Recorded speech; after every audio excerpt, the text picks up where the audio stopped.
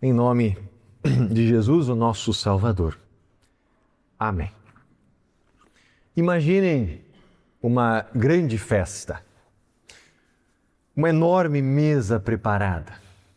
Há pão, vinho, carnes, lugar para muita gente. A entrada gratuita. Mas de repente alguém se põe à porta e começa a colocar barreiras. Você não pode entrar. Você não pertence a este ou aquele grupo. Você não tem direito a estar neste banquete.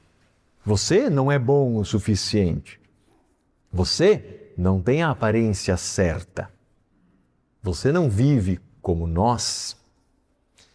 Ao longo da história da igreja cristã e antes ainda, lá no Antigo Testamento nós já vimos pessoas sendo excluídas por sua origem, por sua condição social, pelo seu passado, pela sua aparência e assim por diante. Isso não é algo distante de nós. Dentro da religião, muitos muros foram construídos para separar aqueles que, entre aspas, não eram dignos.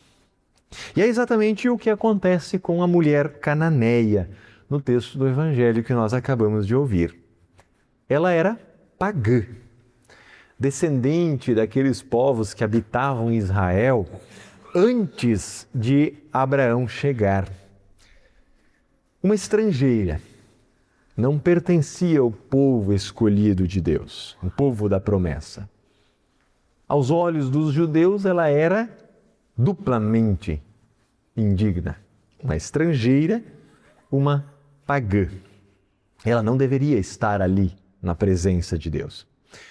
Mas a diferença não é que ela era indigna e nós somos dignos, os judeus eram dignos. A diferença é que ela reconheceu a sua indignidade e foi buscar misericórdia em Cristo. O profeta Isaías já anunciou a nós que a casa de Deus seria chamada de casa de oração para todos os povos. O salmista clama que todos os povos te louvem, ó Senhor. Deus já havia anunciado através dos seus profetas que a salvação é para todos os povos. A salvação não ficaria limitada a uma nação específica. Os estrangeiros também seriam recebidos, demonstrando assim como que a misericórdia de Deus não tem limites, não tem fronteiras. Nenhuma nacionalidade, origem, etnia, cor, raça, posição social coloca alguém fora do alcance da misericórdia de Deus. No Novo Testamento, através do apóstolo Paulo, nós ouvimos: Deus fez com que todos se tornassem prisioneiros da desobediência, a fim de mostrar misericórdia a todos. Ou seja, à luz do que Paulo diz também lá em Romanos 3, que todos pecaram, todos são prisioneiros da desobediência, judeus e gentios. Diante de Deus, então, todos são iguais. E a misericórdia também é para todos, porque todos precisam dela, visto que todos pecaram. Ninguém consegue salvar a si mesmo através da sua justiça própria. Então, somente podemos ser salvos por meio da graça de Deus em Cristo Jesus. E isso derruba qualquer sentimento de superioridade espiritual. Era o caso dos judeus, eles assim se sentiam. Não existe uma pessoa boa demais que não necessite de perdão e nem uma pessoa ruim demais para quem Cristo não seja suficiente para o perdão. Todos somos pecadores e todos precisamos dele. Não estamos falando de uma misericórdia abstrata, distante ou insuficiente. Deus manifestou essa sua misericórdia em Cristo.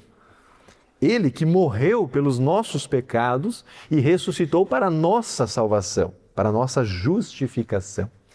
E como cristãos luteranos, nós cremos, confessamos e ensinamos que o ser humano não pode ser justificado diante de Deus pelas suas próprias forças, méritos ou obras, mas é justificado gratuitamente por causa de Cristo, pela fé. Portanto, Cristo morreu por todos. A sua obra é suficiente para todos. E essa salvação é oferecida gratuitamente no Evangelho e recebida pela fé em Cristo. Mas há pessoas que reagem de maneiras diferentes. Algumas pensam que merecem.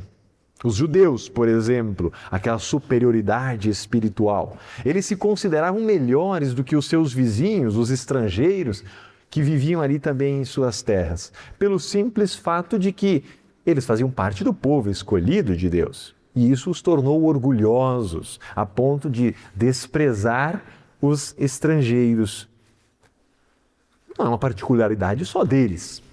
Pode acontecer conosco também, quando nós pensamos, bom, eu frequento a igreja, eu leio a Bíblia, eu faço tudo certo, por isso eu sou melhor que este ou aquele.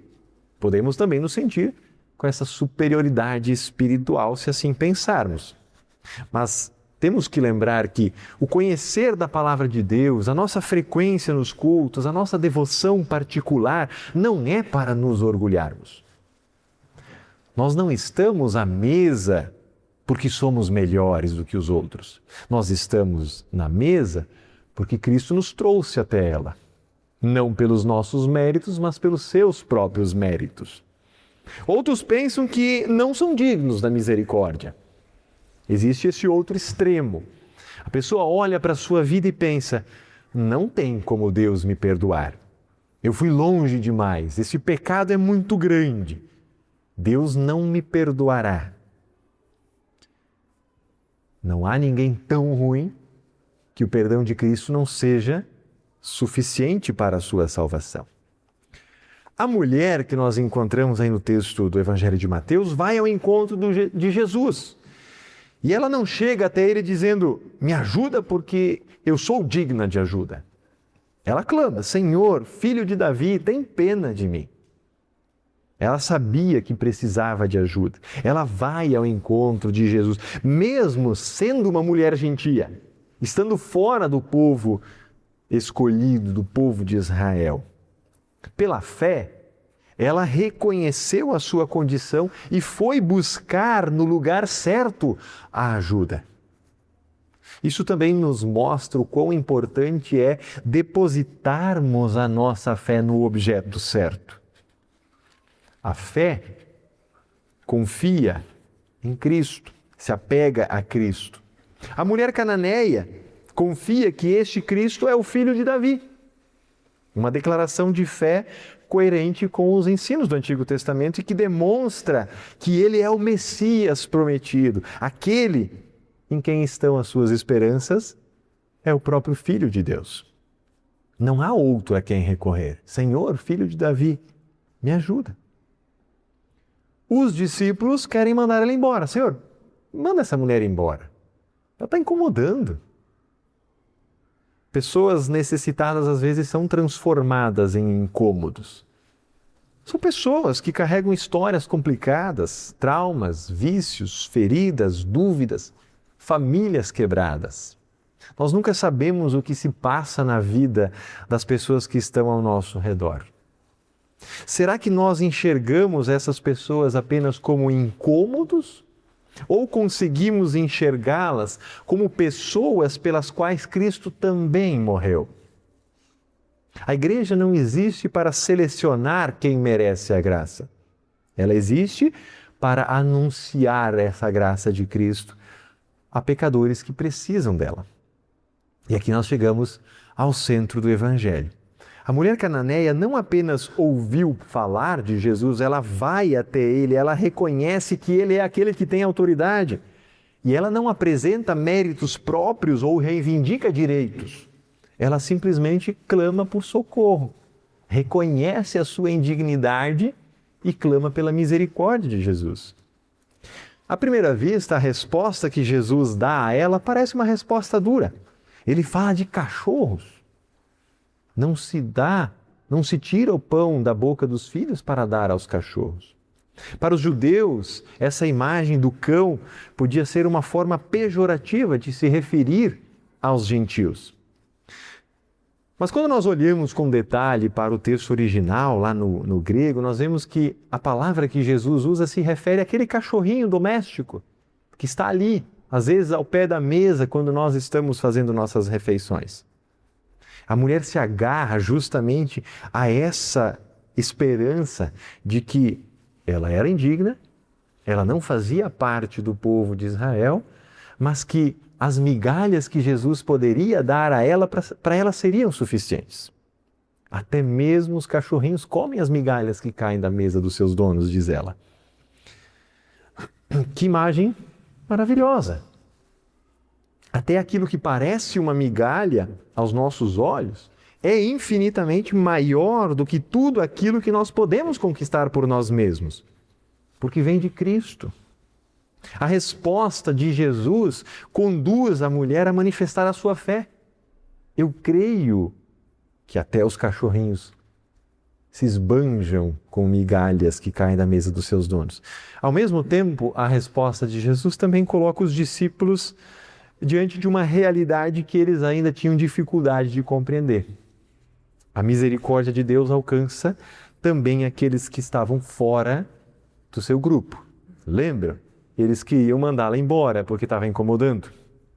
Jesus declara: mulher, você tem muita fé. A filha dela foi curada. A fé não é um mérito que compra bênçãos de Deus. É a mão vazia que recebe a graça. Nós falamos isso no domingo.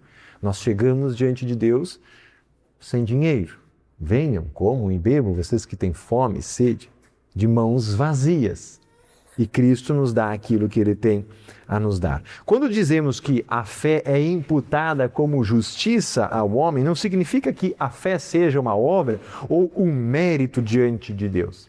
Significa que pela fé nós recebemos a justiça de Cristo, que é o fundamento da nossa justificação. E essa fé não é produzida pela nossa capacidade. Deus age através dos meios da graça que Ele mesmo estabeleceu e deu à sua igreja. A palavra e os sacramentos, batismo e santa ceia. E quando recebemos a palavra e recebemos o sacramento, conforme instituído por Cristo, recebemos os dons que Ele promete nos dar através desses meios. Perdão, vida e salvação. Suficientes. Podemos nos esbanjar com a misericórdia, com a graça de Deus. O meu cálice transborda, diz o salmista no Salmo 23. As leituras de hoje nos fazem refletir. Estou me achando merecedor? Se sim, eu preciso ser lembrado que eu sou salvo pela graça, não pelo meu desempenho religioso, pelas minhas obras ou por meus méritos. Estou achando que não sou digno? Então eu preciso olhar para Cristo. Não para o meu passado, para os meus pecados ou meus méritos, mas para Cristo, que é suficiente para a nossa salvação. Estou julgando quem merece a misericórdia e quem não? Então eu preciso olhar para o Evangelho. Aquela que todos consideravam indigna é recebida por Jesus, é elogiada na sua fé. Não porque a fé nasceu dela, mas foi colocada no seu coração ao ouvir falar deste reino que Jesus vinha anunciar. Estou sendo instrumento de misericórdia? Isaías mostra que a casa de Deus é casa de oração para todos os povos. A igreja é chamada a compartilhar a graça para todos. Cristo para todos é a missão de Deus e nós somos seus instrumentos. A igreja é chamada a repartir as bênçãos que Cristo aqui nos oferece. Há pessoas fora das paredes da igreja que precisam ouvir o Evangelho, que clamam por esperança, que clamam por socorro, mas que muitas vezes estão buscando no objeto errado. Há pessoas que precisam ouvir que Jesus morreu por elas também e que essa obra é suficiente para a sua salvação. Não importa o seu passado, seus pecados. Importa aquilo que Cristo pode fazer na vida dela, perdoando os seus pecados, mudando a sua vida, dando a ela a fé. Ainda há lugar à mesa do Senhor. A mesa do reino de Deus está preparada, o grande banquete. Não porque somos dignos, não porque fizemos tudo certo, mas porque Cristo preparou a mesa. A mensagem do Evangelho não é sobre fazer para merecer a salvação diante de Deus, ou tornar-se digno por nossos próprios méritos. É sobre aquilo que Cristo já fez por nós. E pela fé, Ele nos recebe como filhos amados do Pai Celestial. O exemplo da mulher cananeia não deve nos levar simplesmente a tentar reproduzir a sua fé, mas a olhar na mesma direção que ela olhou, para Cristo, em quem ela tanto confiou. Há lugar na casa de Deus, a casa de oração, para o sedento, para o necessitado, para aquele que nada pode oferecer em troca. E justamente por isso o convite é tão maravilhoso. Venham todos. Não traga seus méritos, não traga a sua justiça própria. Venha de mãos vazias. Venha a Cristo. Nós estamos à mesa, nós estamos no banquete, não porque merecemos estar. Estamos à mesa porque Cristo, em sua misericórdia, nos trouxe para perto e nos concedeu um lugar. Que o Espírito Santo que habita em nosso coração desde o nosso batismo continue fortalecendo esta fé em nosso coração e aumentando-a cada vez mais, para que possamos assim também sermos instrumentos na mão de Deus ao compartilharmos o Evangelho, ao compartilharmos das bênçãos que Ele nos ofereceu através de Cristo Jesus, por meio do nosso testemunho pessoal, da nossa vida. E assim também estarmos lado a lado no grande banquete que nos aguarda na vida eterna, onde há lugar para muitos ainda. Que Deus nos abençoe. Amém.